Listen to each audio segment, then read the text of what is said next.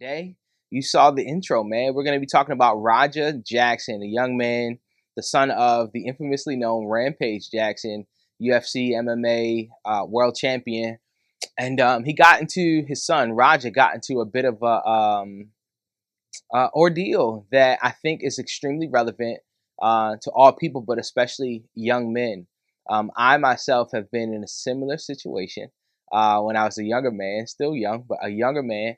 And I understand exactly how he felt and why he did what he did. Most of all, this video isn't really necessarily about Raja more than it is about you, or if you're a mom, this is about your son. If you're a dad concerned about your son having to deal with situations like this, that's what this entire video is for.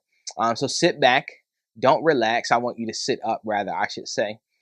Get something to write with, something to write on as we react to this whole ordeal with Raja Jackson going off on, I believe it's Psycho Stu. My name is Jordan Green-Ellis, your personal mentor. Welcome to the Legacy Lab. All right, let's get into it. Situation's insane. And if you're like, who the hell is that? Yeah. So he's Rampage Jackson's son, who if you're not in that world, Rampage Jackson, very famous fighter. I guess now he's also a streamer. You have Raja Jackson, who's streaming. He's also an MMA fighter. And, he wants to make a name for himself that's outside of his father's name. And well, I guess mission accomplished, because his name is out there, though it's not for good reasons. Because there was an event being held on Saturday by Knox X Pro Entertainment and Academy in Los Angeles, and it was getting streamed on Kick. And at the start of the stream, you had Raja and a wrestler by the name of Psycho Stu encountering each other. With Stu seemingly as a work, right, something for the story, for the event, smashing a beer can on Raja's head. With things then getting pretty tense, but Stu apologizing a few times, explaining that he thought Raja was a worker, aka another wrestler. I'm sorry, bro. Hey, it's gonna all work out. I apologize. I appreciate it. Then another person outlets have identified as wrestler AJ Mana seemed to suggest that Raja get real payback. Even when we are working like that, you don't fucking, That's what I'm saying. But he doesn't know him like that. You don't. He's a fucking idiot. Hey. So when you run in on his, you can give him his receipt. Or with the receipt being, like a real hit. And on the stream, you even had Raja saying, like, we'll be good if I get my lick in. And while you do have multiple outlets saying that there was supposed to be a scripted response from Raja, he eventually said during the stream, No, I'm beating this guy. But it went south fast. And then once Raja jumps into the ring, the stream shows him lifting Stu into the air, slamming him into the ground, and then not just getting a lick in, throwing punch after punch after punch, even after Stu can't fight back and is completely motionless. I can't show you the video, but he punches at least 20 times, or with it seeming like he lost consciousness, without a bunch of people stepping in to remove Raja, get him off of Stu, and he was then walked out of the building. At the end of the day, I'm gonna stand up for my fucking self because I'm tired of everybody playing with me, bro. With a journalist who's covered wrestling and MMA for decades saying that what happened here may be the worst thing I've ever seen in a ring. And after this attack, you had Stu being quickly transported to the hospital for treatment. And as far as Stu's condition, you had a wrestler who stepped in to stop Jackson, telling USA Today that he was awake and talking on Sunday, but had broken bones in his face and lost a lot of teeth. And while of course, I'd love to know your opinion, whether you agree or disagree with me, I gotta say, fucker belongs in jail. I've seen some people saying, oh, well, he got rage baited into it, whether it be that other wrestler talking about receipts or people in his chat going like, oh, you're soft. But I don't know, call me crazy. I don't think, Your Honor, I got triggered is a defense. Is Raja Jackson? Shouts to Philip DeFranco, because you just did an awesome job, my friend, of piecing this together to help kind of create more of a narrative, an actual narrative. And what he said is what I've seen regarding this instance. Please pardon me for being a little bit slower to respond in this one, because that one piece about him being rage baited or enticed into responding that way is really, really crucial for this. I don't want to spend too much time talking about Raja Jackson. Obviously, if you have any moral compass, you know that he was doing too much, right? I don't want to focus so much there. I want to focus on how he got there, for your sake, right? Because I don't care who you are, where you're from, everyone is going to encounter something like this, okay? And when I say something like this, I don't mean something aggressive or violent or a physical altercation in this regard. But every one of you that are watching this video, if you haven't already, you will encounter a time an experience where you will be disrespected, where you will be offended, where things may have gone too far or had the potential to go too far, and you will feel some type of way. I don't really have a profound way to say it other than that. You're going to feel some type of way, but this is what we talk about in the Legacy Lab. You cannot ever allow your emotions, even if they are justified, to rule your life. What happened to Roger Jackson happens to people every single day. If it hasn't happened to you, it will happen to you. Maybe not to this degree, but maybe it'll happen in a corporate setting. Maybe someone will crack a joke that offends you and everybody else thinks it's funny. The point is, you have to learn to master your emotions.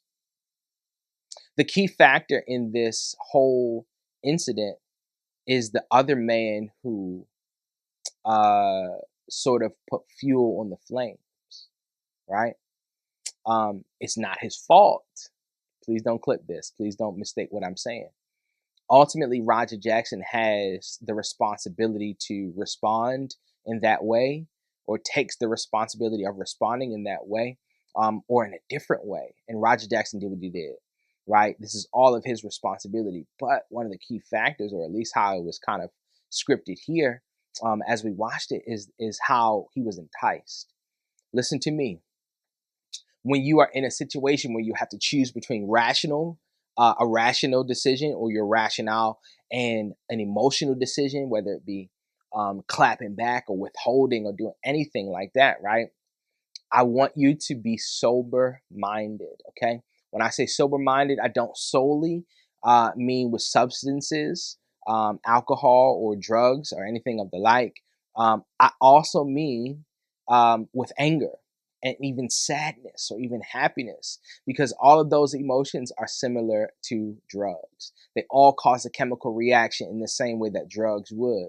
Or in other words, in the same way that your decision making has the potential to be altered, or your decision making has the potential to be not as sharp when you are under the influence of drugs and or alcohol, it's the exact same thing when you're under the influence of anger. Roger Jackson made an impulsive, impractical, irrational decision under the influence of anger, under the influence of pride. And I'm not trying to step on Roger Jackson by saying this, because I've been there. I've been there. I don't say this as a sense of pride or anything to gloat or boast about, but personally, I've been in more fights as an adult than many people have been in their entire life. I'm not boasting about this. I'm saying that I understand what it feels like to be suckered, to be sucker punched, or to be disrespected. And you could see after the incident where Roger Jackson was responding, at the end of the day, I'm going to stand up for myself and all this rage. I saw another clip where Rampage, his father, said he ain't been the same since his mom was unalive. And all of those things have a part to play in it. But ultimately, at the end of the day, my friend, you have to learn to master your emotions regardless of what's happening around you. And please don't mishear what I'm saying. I'm not trying to minimize his experience. His anger, it comes from a legitimate place, right? Yeah, the way that he reasons and comes to rational decision or irrational decision is fueled by something. But we cannot allow that fuel to lead our life, or we'll always be controlled by that fuel. We'll always be controlled by how we feel, and your feelings will change. Your feelings will change, my friend. You have to give yourself time to cool off. You have to be very careful who you lend your ear towards, especially when you are emotionally charged, especially when you're under the influence of anger. You have to be careful who you lend your ear to, who you give ear to, who you allow to influence you. Because if you remember in watching the clip, Raja and Psycho Stu squashed it. They squashed it. It was no more beef. They had planned how Roger was going to get his lick back. And right before the fight, what Roger was doing, he was ruminating on that little seed that was planted from the other dude in the cowboy hat. Hold on, wait. It's not the cowboy hat's fault. Hold on. What the cowboy hat exposed was something that was already, oh my God, do you hear me? What the cowboy hat exposed was something that was already in Roger's heart. And this is the danger of this situation, because I don't care who you are, where you're from, everybody has it inside of them. You just have to learn to control it. It don't matter if mom passed away or not. It don't matter if somebody stirred the pot or not. It's already there. You got to learn to control it. If you don't learn to master your emotions, my friend, they will master you. If you're not intentional about success in this area of your life, you'll accidentally become a failure. Roger Jackson had a promising career ahead of him. If Psycho Stu wakes up and wants to press charges, that man got missing teeth, bones broken in his face. And quite frankly, if you're asking for my opinion, Roger Jackson needs to be held accountable. And it has nothing to do with him per se. This is not a personal vendetta, but anyone who takes those types of actions, who is under the influence of anger to such a degree where he will take this to the extreme and beat a man unconscious and continue on after the first initial lick was he was unconscious. Roger Jackson needs help. And the help that he needs begins with accountability. I was about to say, as harsh as it may sound, but then I had to process this, because we have to take the stigma away from being held accountable. As a man, you are accountable for what you do and for what you say. If you do something, if you say something, and you mess up, you got to pay. You got to pay. I don't know much about Psycho Stu, but can you imagine if he has children? If he has a wife? Can you imagine how traumatized his kids may be? His kids probably if he has them, got TikTok and they see their dad literally being beat to death. Nearly being beat to death. Nearly being beat to death. And this is the part that we get confused in culture sometimes, because it's like, oh, well, he had a reason. Or Roger did. Like, oh, listen, defending Roger, not thinking about Psycho Stu. Did I say Psycho Stu was right? No. But they came to a common ground. And Roger drew back. He reneged on what they agreed to. He's got to learn. And not to make this so much about Roger Jackson. As I said at the beginning, this is about you, my friend. If you mess up like how Roger messed up, you got to pay the price. You need to learn. I'm included. This is why it's crucial for you to start practicing now. Don't wait another day to reject what's inside of you that, if it comes out, can lead you to a place that you don't want to be. Similarly to Roger Jackson. Be careful who you allow to influence you. This is my favorite book. Can you tell what it is? I want to read to you a passage, a sentence or two from this book. If I can find it. Okay.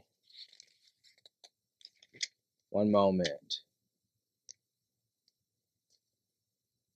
Okay. So stop fooling yourselves. Okay. Evil companions or evil people, friends that are people that are close to you, will corrupt good morals and character. It's easy to be influenced by the people around you. I think that's the biggest part to the story. Why Roger Jackson probably was pushed to the point. Why what was already inside of him was exasperated and made even more illuminate.